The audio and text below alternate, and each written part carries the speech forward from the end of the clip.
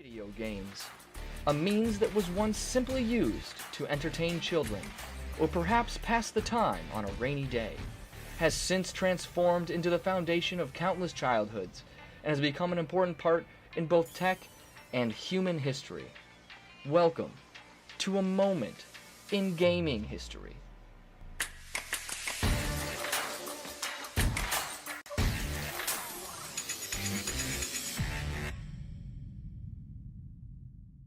Since the beginning of gaming history, playing games with friends was always one of the most important things in all of gaming. When gaming finally took the jump to handheld, it was hard to see an avenue to play multiplayer games. Until the moment of gaming history, when the link cable came out. To us in this world, intentional foreshadowing, a link cable was simply a cord that connected your game to your friends. But oh, my wonderful, wonderful friends, you have no idea what this device truly is. To begin, I need to clarify that I was completely wrong about third release Pokemon games. For anyone unsure of what I'm talking about, I urge you to go watch my previous video about the struggle to understand the purpose of third release Pokemon games. However, for those who won't go watch it, I will give you a quick recap.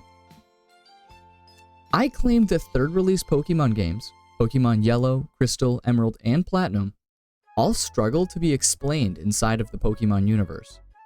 They don't make sense as sequels, as you control the same protagonist who embarks on the same journey seemingly for the first time and not as a newly crowned champion. I also claimed that the games may be updates or old forms of DLC that existed to retcon or improve upon their dual release counterparts, thus erasing the dual release stories from the Pokemon canon. However, I was dead wrong.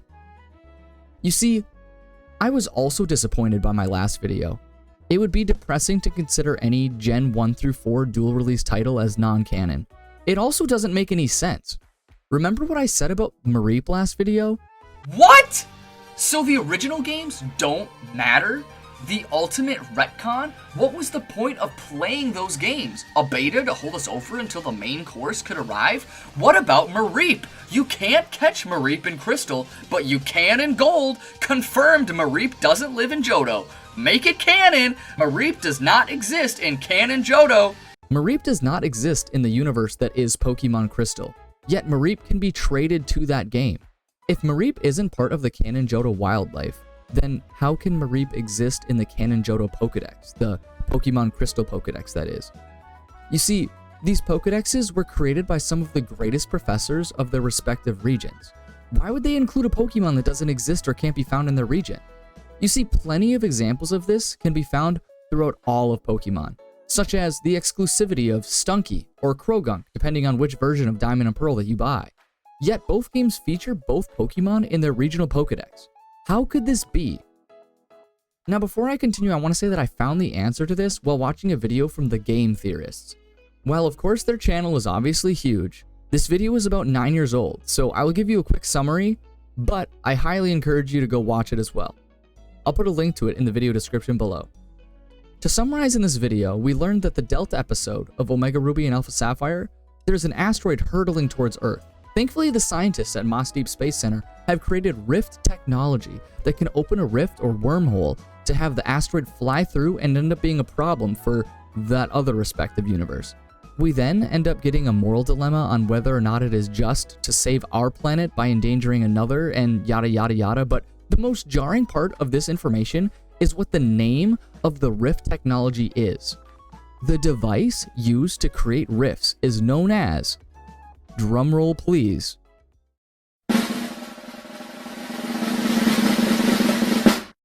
a link cable. Now, if you're too young to remember link cables, they were the physical cables that were used to connect our Game Boys to a friend's Game Boy to trade or battle from generations 1 through 3 in Pokemon. This information that we get from the Delta episode means that every single time that we would plug in a link cable, we were creating real rifts in the Pokemon world. By the way, I love this new layer of connection from our world to the Pokemon world that is literally canon in Pokemon. It's so cool thinking that actions in our physical world would affect the universe of Pokemon. Being that this rift creating device is called the link cable still in Generation 6 allows us to safely make the jump to conclude that wireless trading also creates rifts, as trades and battles this way behave identically to that of physical link cable connections. So, for the kids in the back of the room not paying attention, this confirms that each copy of Pokemon, not just each version, but each copy, is its own parallel universe inside of the canon multiverse of Pokemon games. And it goes way deeper than this as well. For those of you thinking that this video is just going to be a recreation of the original Game Theorist video from 9 years ago, buckle up, because this is the point where we jump off the foundation built by MatPat and look at the evidence within the Pokemon world that the multiverse was around us all along. So yes, there is evidence everywhere in Pokemon that proves that this claim in the Delta episode wasn't just a retcon, but evident within the Pokemon universe since its conception. For example, remember trade evolutions? They never made any sense, right? Like, Pokemon leveling up and getting stronger to cause an evolution makes complete sense. So does exposing your Pokemon to an elemental stone that is absorbed by the Pokemon, causing it to change. But handing a Pokemon to a friend while they hand you one shouldn't cause that Pokemon to evolve. If my mom handed me a bowl of Honey Nut Cheerios in the morning, would it magically turn into Lucky Charms if I passed with the newspaper at the same time? No, because that's stupid.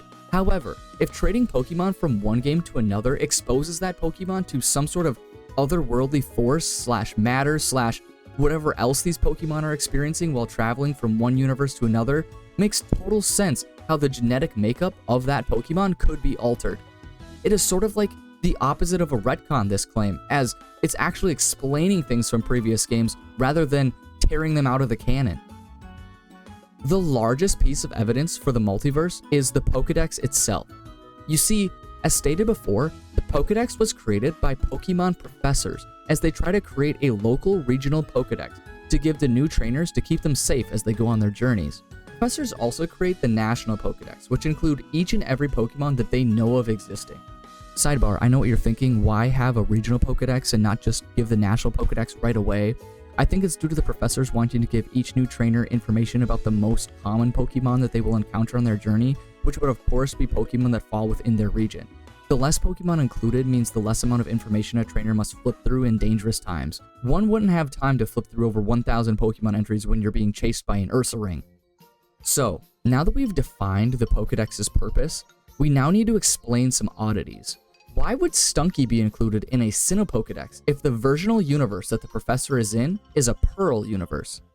For clarification, Stunky is exclusive to Pokemon Diamond versions and must be traded to Pokemon Pearl. See, it makes sense that a Pokemon like Trico would be in the National Dex in this case, but shouldn't Stunky be in it as well?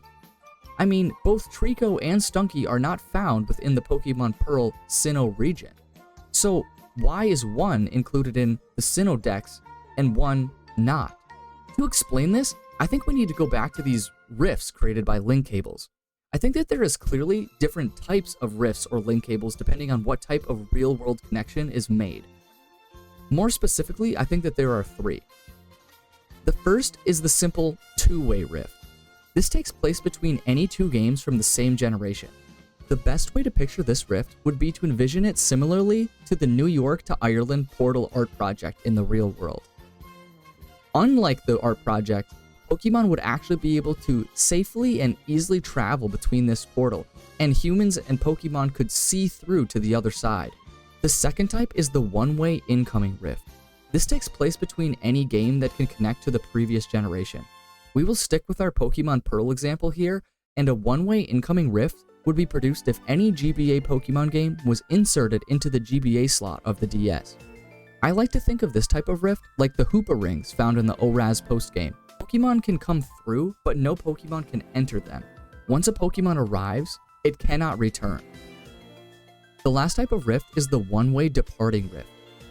This type of rift is the scariest for both Pokemon and professors, and takes place when a Pokemon moves up a generation. I like to think of this rift as a black void that once a Pokemon leaves, we never hear from it again. Not even Pokemon professors know what happens or even if the Pokemon survives once it leaves through this rift.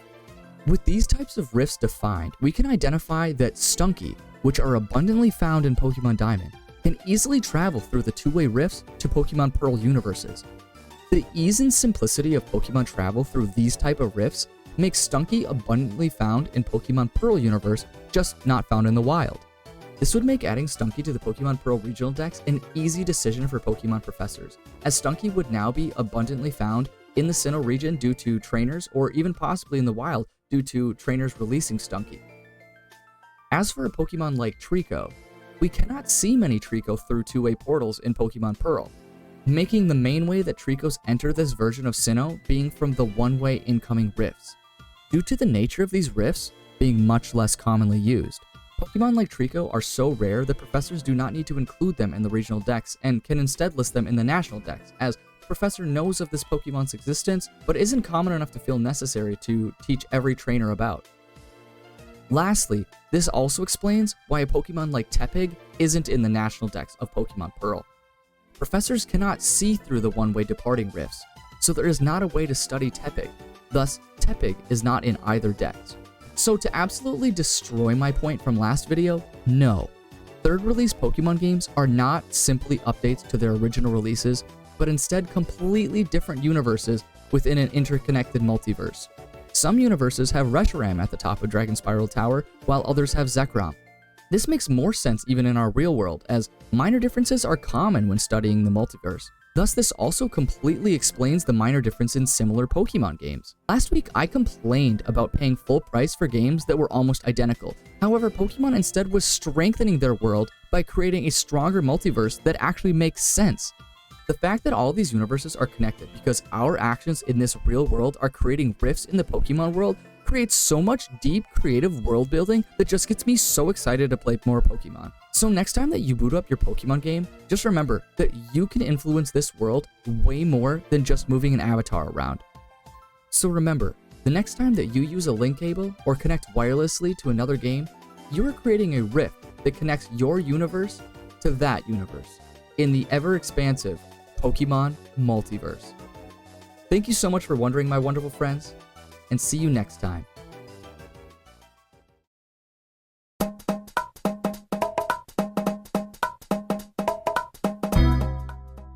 Today I learned that the creation of the link cable was an extremely deep part of gaming history. Thanks for watching.